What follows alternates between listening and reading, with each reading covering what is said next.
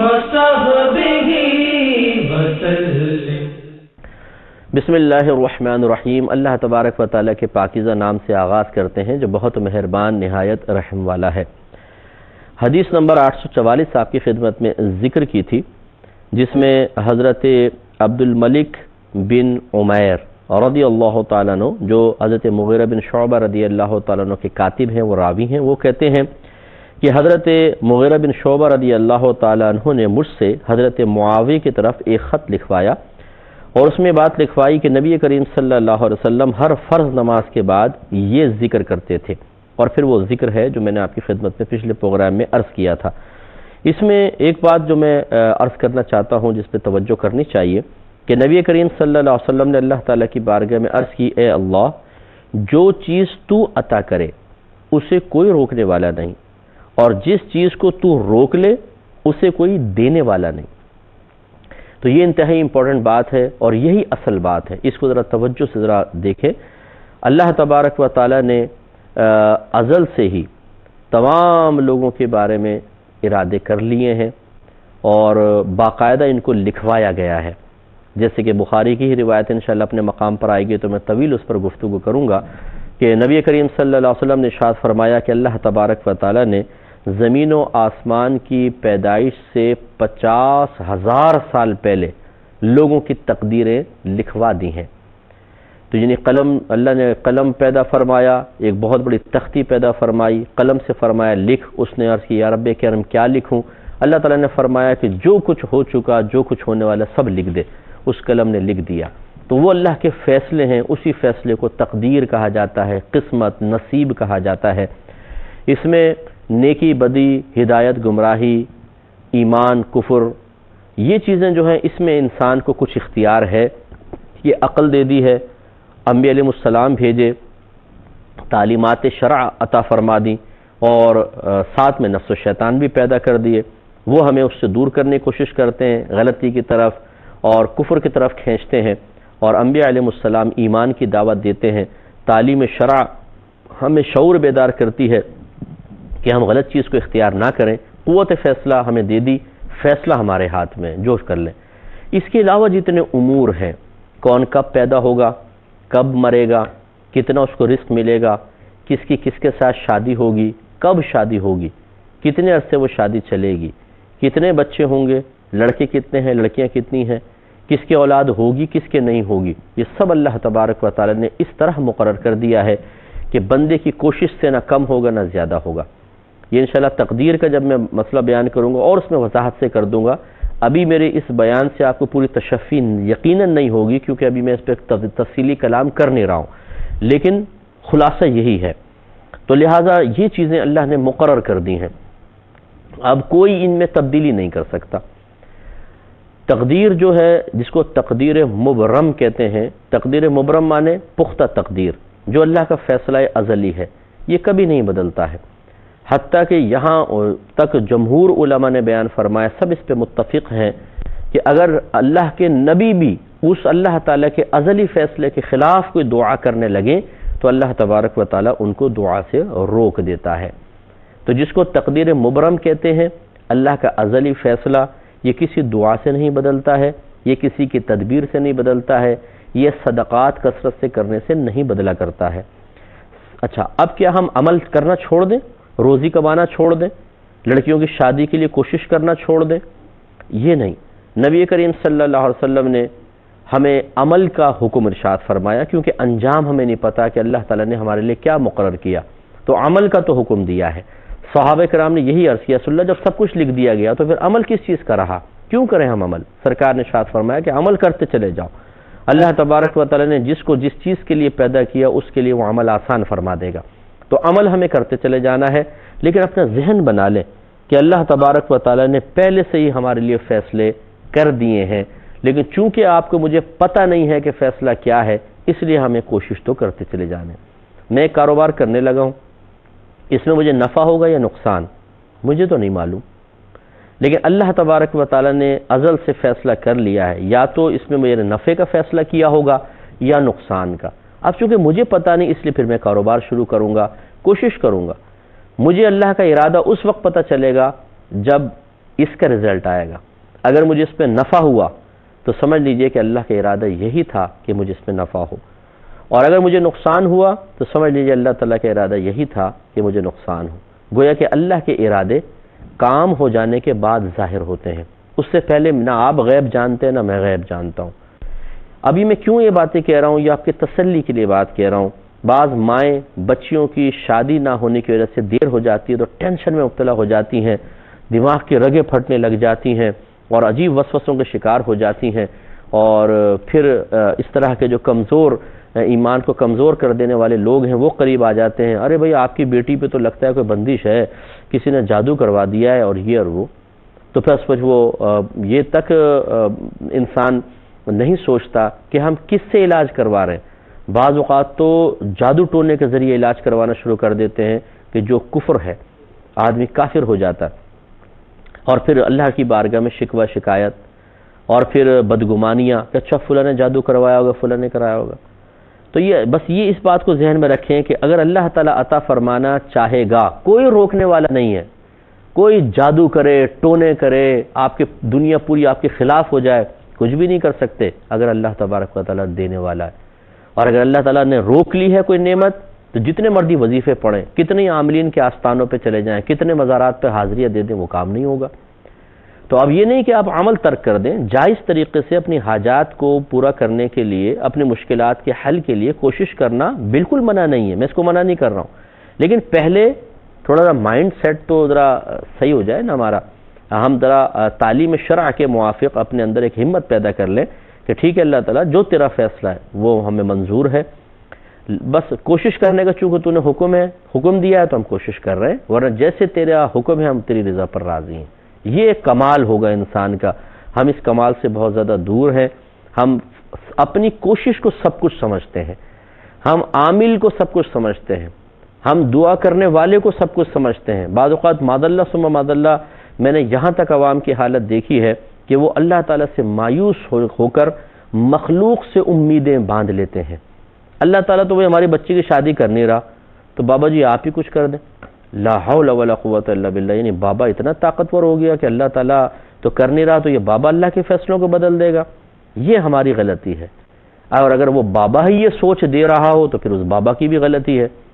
تو یہ جو جاہل قسم کے عاملین ہوتے ہیں، ہر عامل برا نہیں ہوتا، بہت اچھے بھی عامل ہیں جو بالکل تعلیم شرع کے موافق علاج کرتے ہیں، لیکن جاہلوں کی کثرت ہے، وہ آپ کو یہی مطلب آپ کے ذہن میں اپنی تعلیم ٹھونسنے کی کوشش کریں گے کہ اللہ تعالیٰ تو تمہیں دینا چاہ رہا ہے، فلاں نے جادو کر کے روک دیا ہے، فلاں نے تمہاری بندش کر دی ہے، اللہ ورنہ تمہیں دے دیتا۔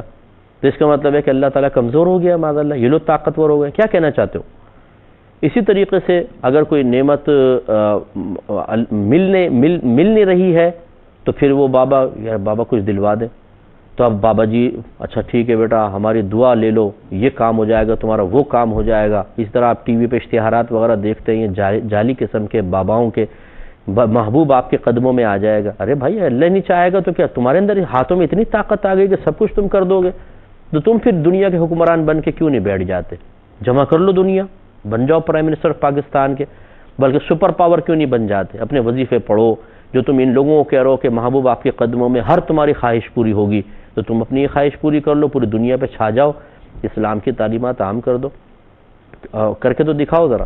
تو یہ بس بڑکیں ہوتی ہیں، اور اس قسم کی جو صحیح تعلیم شرع ہے وہ ہمارے ذہن میں ہوتی نہیں، تو ہماری بہنیں ایسے لوگوں کے ہاتھ میں کھلونے بن کے اپنے شوہروں کی تنخواہیں ان لوگوں کے سپرد کر رہی ہوتی ہیں۔ نہ عزت محفوظ ہے، نہ ایمان محفوظ ہے، نہ جان و مال محفوظ ہے۔ اور یہ آپ ٹی وی پہ سب ڈرامے دیکھتے رہتے ہیں کہ کس طریقے سے جعلی عامل خراب قسم کی حرکتیں کر رہے ہیں، اور کس طریقے سے لوگوں کا پیسہ بھی لوٹ رہے ہیں اور عزتیں بھی خراب کر رہے ہیں۔ یہ نہیں ہے، اس لیے یہ اصول بس ذہن میں رکھیں۔ سرکار نے جو بیان فرمایا، اے اللہ جو چیز تو عطا کرے اسے کوئی روکنے والا نہیں ہے، اور جس چیز کو تو روک لے اسے کوئی دینے والا نہیں ہے، یہ ہے کمال۔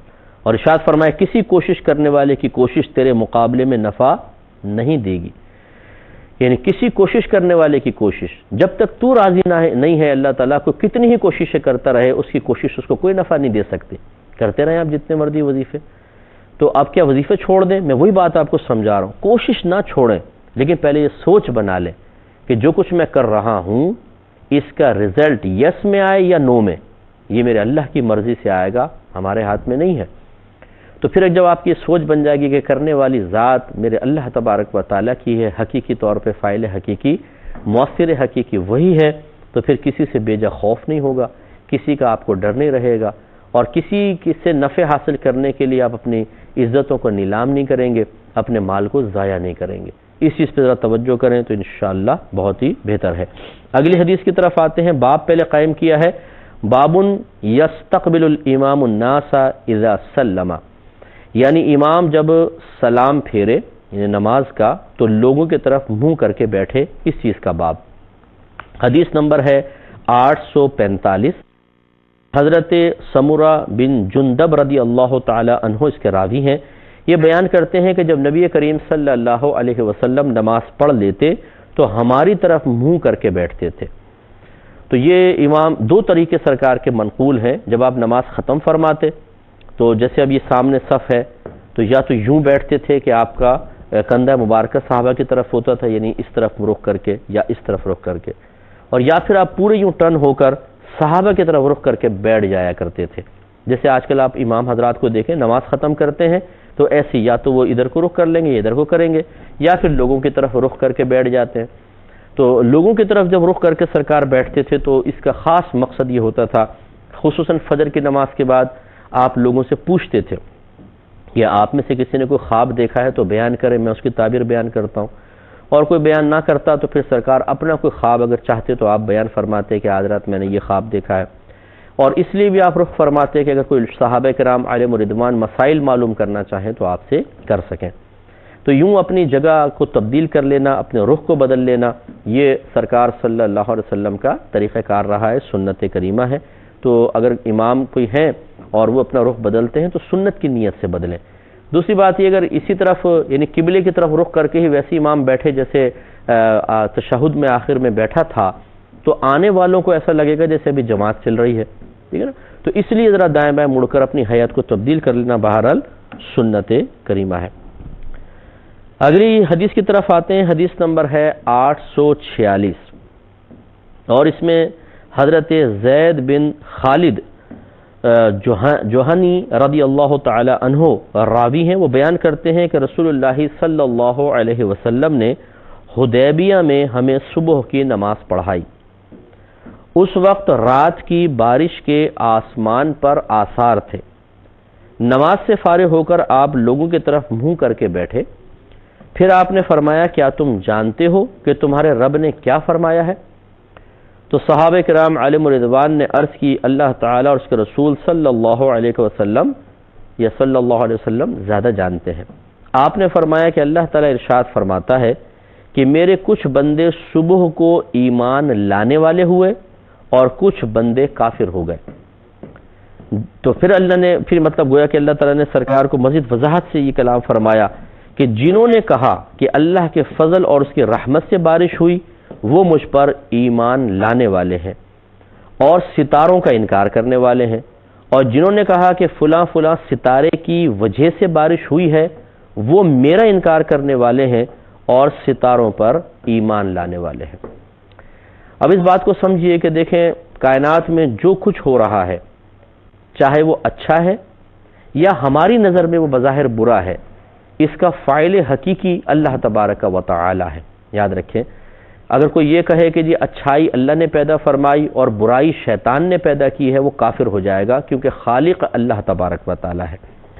تو جو کچھ کائنات میں ہو رہا ہے اس کا حقیقتاً فاعل حقیقی اگر آپ دیکھیں تو اللہ تبارک و تعالی ہے، اللہ کی مرضی کے بغیر کچھ نہیں ہوتا۔ تو اب اگر کوئی کسی بھی چیز کو اللہ تعالیٰ کا فعل قرار نہ دے بلکہ اور غیر اللہ کی طرف منسوب کر دے اور یہ ذہن بنا لے کہ یہی اس کا خالق ہے، یہی اس کو پیدا کرنے والا ہے، وہ دائرہ اسلام سے خارج ہو جائے گا۔ میں مثال دیتا ہوں، جیسے اس حدیث کے مطابق بارش ہوئی، اگر کسی کا ایمان یہ ہے کہ بارش اللہ تعالیٰ برسانے والا ہے، جو اسباب اور ذرائع ہیں ان کی طرف نگاہ نہ رکھے کہ بادل جمع ہوئے اس سے بارش ہوئی وغیرہ وغیرہ، اللہ تعالیٰ نے بارش برسائی۔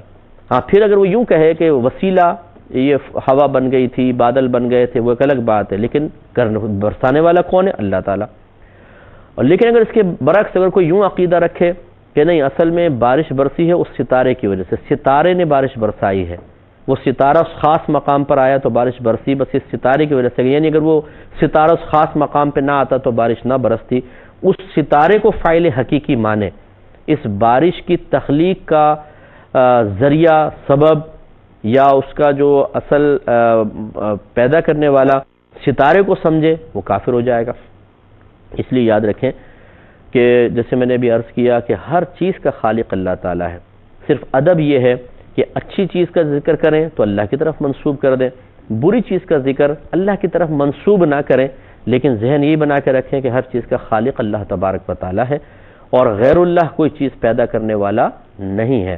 تو جو اللہ سے کہے کہ اللہ نے نہیں کیا بلکہ فلاں غیر اللہ نے کیا ہے، یعنی اس کو فاعل حقیقی سمجھے، اس کو خالق سمجھے، وہ پھر دائرہ اسلام سے خارج ہو جائے گا۔ اس لیے یہ اللہ تعالیٰ نے اپنے حبیب کریم صلی اللہ علیہ وسلم کو خبر دی کہ کل رات جو بارش ہوئی تو کچھ لوگوں نے کفر کا اظہار کیا اور کچھ نے ایمان کا اظہار کیا۔ ایمان کا اظہار کرنے والے وہ تھے جنہوں نے کہا کہ اللہ تعالیٰ نے اپنے فضل سے بارش برسائی، اور ستاروں کا انہوں نے انکار کیا کہ ستارے وتارے کوئی بارش نہیں برساتے، اور جو کافر تھے انہوں نے کہا کہ یہ اللہ نے بارش نہیں برسائی بلکہ فلاں ستارے نے بارش برسائی ہے۔ جیسے بعض لوگ چیزوں کو اس طریقے سے فاعل حقیقی سمجھنا شروع کر دیتے ہیں، جو مسلمان تو نہیں کرتا، غیر مسلمین کرتے ہیں، وہ کافر۔ اس لیے اچھی طریقے سے یاد رکھیں دینے والی ذات فقط اللہ تعالیٰ کی ہے، پیدا کرنے والی ذات صرف اللہ تعالیٰ کی ہے، کسی مخلوق کی طرف ان چیزوں کی نسبت نہیں کر سکتے ہیں۔ اگر یہ عقیدہ رکھ کر کیا کہ اللہ تعالیٰ نے نہیں بلکہ مخلوق نے کسی چیز کو پیدا کیا، اللہ نے یہ کام نہیں کیا بلکہ مخلوق نے کیا ہے، یہ غلط ہوگا۔ ہاں یہ دیکھیں مثال کے طور پر میں کہا آپ کو اعتراض ذہن میں آ سکتا ہے، ایک شخص نے دوسرے کو قتل کر دیا، اب یہ قتل کس نے کیا؟ اللہ نے کیا ہے کہ اس آدمی نے کیا ہے؟ آپ نے کہا اس آدمی نے قتل کیا ہے، تو کیا یہ غیر اللہ کی طرف نسبت کرنے کی وجہ سے کفر ہوگا؟ نہیں، یہ ذریعے کی طرف تو ہے نسبت، لیکن اب یہاں اصل میں قتل کرنا کیا ہے؟ سامنے والے کو مار دینا۔ تو کیا یہ شخص اس کو اللہ تعالیٰ کی مرضی کے بغیر مارنے پر قادر تھا؟ اگر کوئی کہے کہ ہاں تو کافر ہو جائے گا، لیکن اگر وہ کہے کہ ہاں ظاہری ذریعہ اور سبب تو یہ شخص بنا ہے کہ اس نے قتل کیا، لیکن حقیقتاً اس کو موت دینے والی ذات اللہ کی ہے، کیونکہ اللہ نے یہ وقت مخصوص رکھا تھا کہ یہ مرے گا۔ اس شخص کی غلطی یہ تھی کہ اگر یہ نہ مارتا تو اس وقت اس نے مرنا ہی تھا، کیونکہ اللہ تبارک و تعالیٰ نے اس کے لیے وقت مخصوص رکھا تھا، لیکن اس کو منع کیا گیا تھا کہ تم کسی دوسرے کی جان نہ لو۔ اس نے یہ بات نہ مانی، اس وجہ سے قابل گرفت ہے، ورنہ اس کو اللہ نے مارا ہے تو یہ عقیدہ بالکل ٹھیک ہوگا۔ اس میں ذرا تھوڑا سا فرق ہے، ذرا یعنی باریک سا فرق ہے، اس کو ذرا ذہن میں رکھنا چاہیے کہ حقیقتاً ہر کام اللہ تبارک اس کا فاعل حقیقی اللہ تعالیٰ ہے، ذرائع کی طرف نسبت کر دینے میں شرعاً کوئی حرج نہیں ہے، لیکن اس ذریعے کو ہی سب کچھ سمجھنا یہ انسان کو کفر کی طرف لے جا سکتا ہے۔ اللہ تبارک و تعالیٰ سے دعا ہے کہ رب کریم جو کچھ ہم نے سنا اس کو ذہن میں محفوظ رکھنے کی توفیق عطا فرمائے، آمین۔ وآخر دعوانا ان الحمدللہ رب العالمین۔ اللہم صلی علی محمد وعلی